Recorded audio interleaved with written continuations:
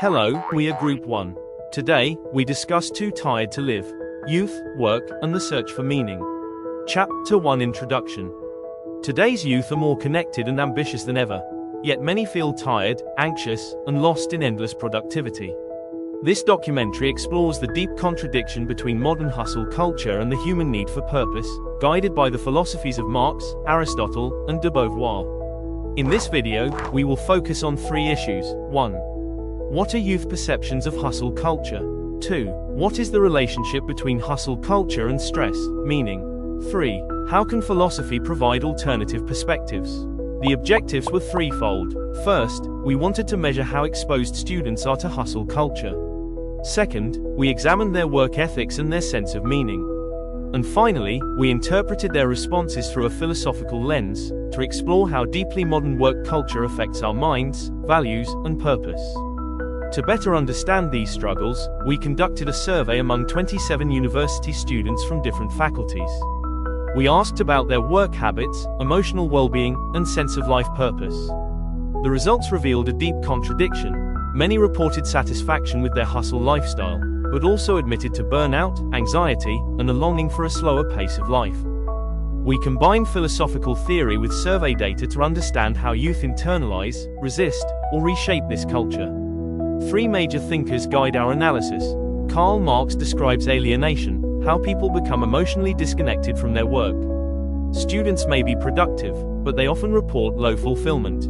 Our survey shows a mean satisfaction of just 5.0 out of 7. Aristotle offers a counterpoint with eudaimonia, the idea that true flourishing requires balance, leisure, and friendship. Interestingly, students showed a strong preference for a slower-paced life, mean equals 5.1, even while staying busy. Byung-Chul Han argues that modern individuals exploit themselves, not under external pressure, but from internalized expectations. This is reflected in our highest-rated item. I feel burnout every semester, scored 6.0. So what's the core dilemma? Students are both agents and victims of hustle culture. They strive for value through work but long for peace, connection, and meaning. Philosophy here is not abstract. It helps us ask, are we working to live, or living to work? This tension sets the stage for deeper questions in the next chapter. How can we find purpose in a culture that rarely lets us rest?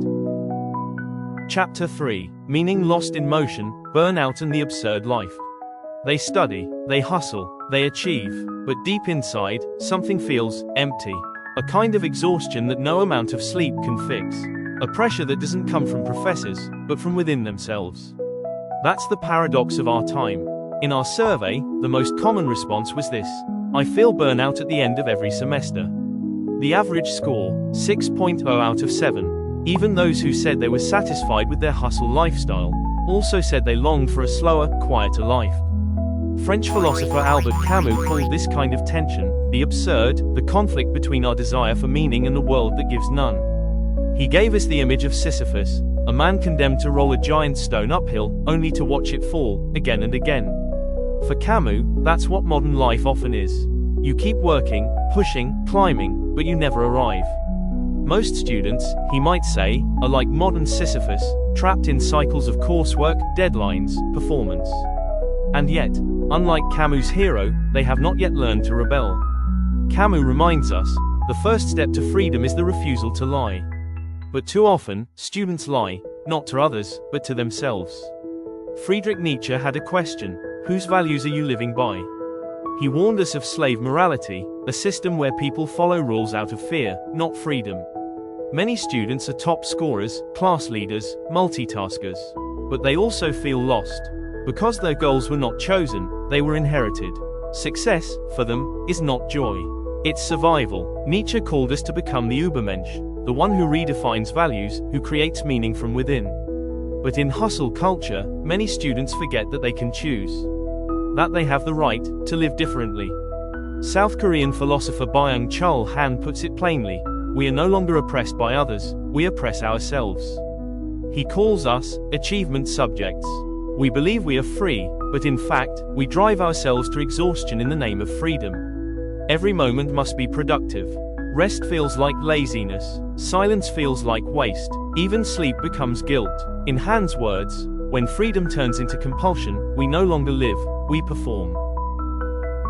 Chapter IV: Rethinking Success, Rest, Ethics, and the Good Life. The illusion of success. What if the way we define success is the very reason we are suffering? Today, success is measured by grades, productivity, money, recognition. But what about joy, balance, peace of mind? Our findings show a contradiction. Students work hard, but feel emotionally empty. They chase milestones, but lose touch with meaning. Rest is rebellion. Byung-Chul Han reminds us, when rest becomes guilt, we're no longer free, we are controlled. To rest, truly rest, is not laziness. It is an act of rebellion, a way to reclaim our time, our body, our mind. Stoicism teaches us to focus only on what we can control. Not everything deserves our energy. Virtue ethics, from Aristotle, reminds us, the good life is not about doing more, but becoming better, in courage, wisdom, moderation. Taoism suggests, sometimes the best way forward is to stop pushing. So what is a good life?